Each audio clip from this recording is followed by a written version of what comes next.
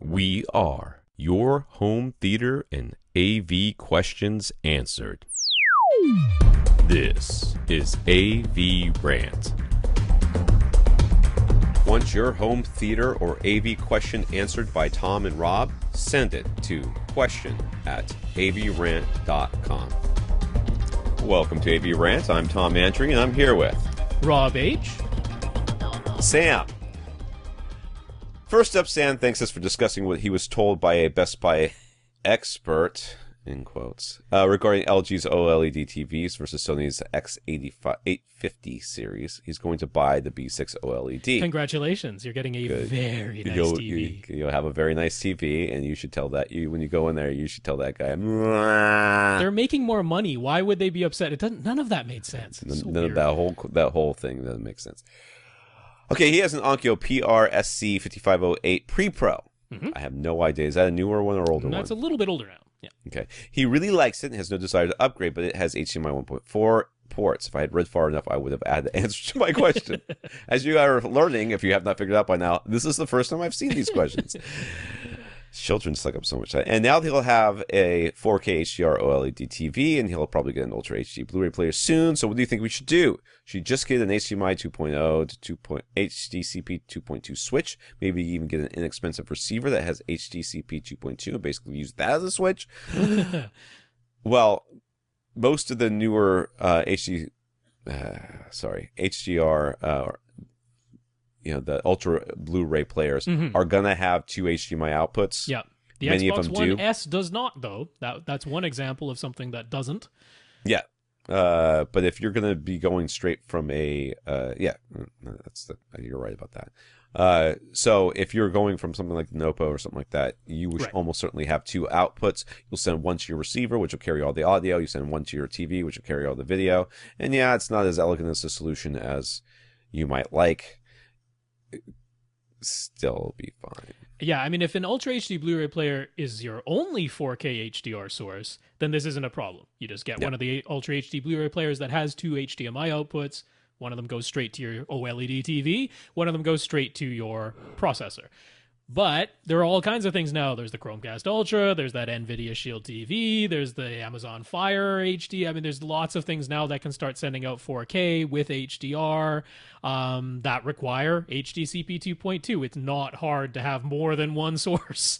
And most of those other little set-top boxes and whatnot, and including something like an Xbox One S, if they offer an additional audio output to begin with, it's going to be optical at best. Yeah, usually optical. Which means, you're not getting full quality audio. You're limited to vanilla Dolby Digital or vanilla DTS.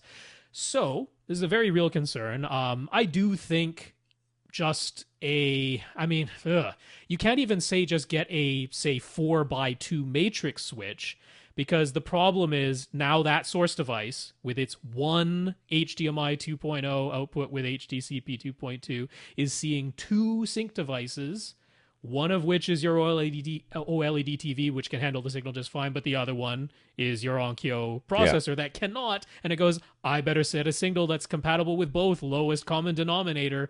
That's what you end up with. So it is tricky, because what he would really need to make this work 100% properly is, what's that? I'm forgetting the name now. It's slipping my mind.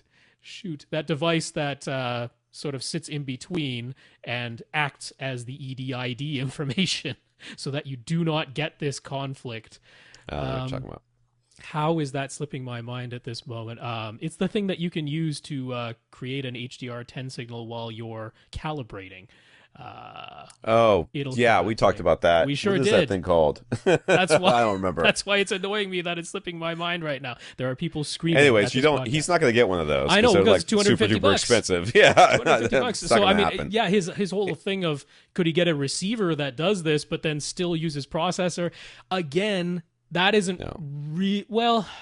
Could you do it if it has a separate Zone 2 HDMI output? That might actually work. You can pass through the audio signal as your Zone 2 HDMI output. Why are you so this is my question. What is so awesome about this thing that you have to keep it? Because if you're going to buy it wasn't cheap.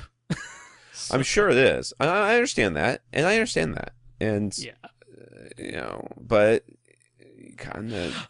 I remember the name, HD Fury. It came to me. Oh, that's right. You can all stop screaming at me now for the folks who were remembering and going, how could you forget that? HD That's Fury. just Ray. I apologize. That was just Ray screaming at you. He's just awfully loud, even from California.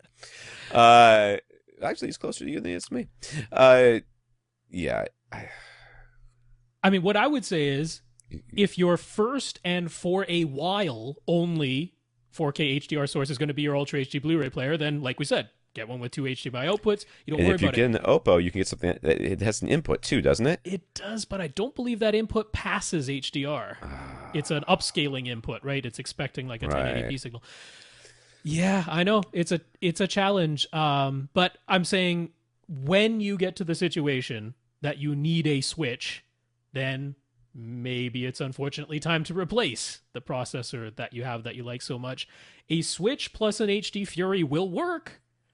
And it would be cheaper than a processor of this level. I mean, we're not talking multi-thousands of dollars. We're talking 300, 350. Yeah. So that'll work. Yeah. All right, there you go.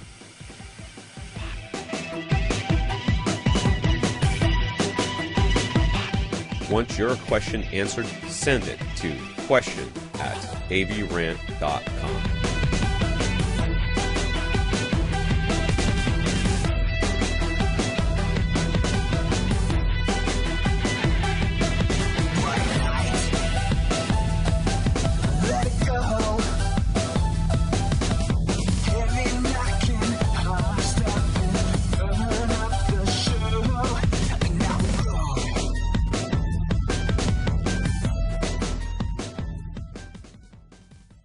This is AVRant.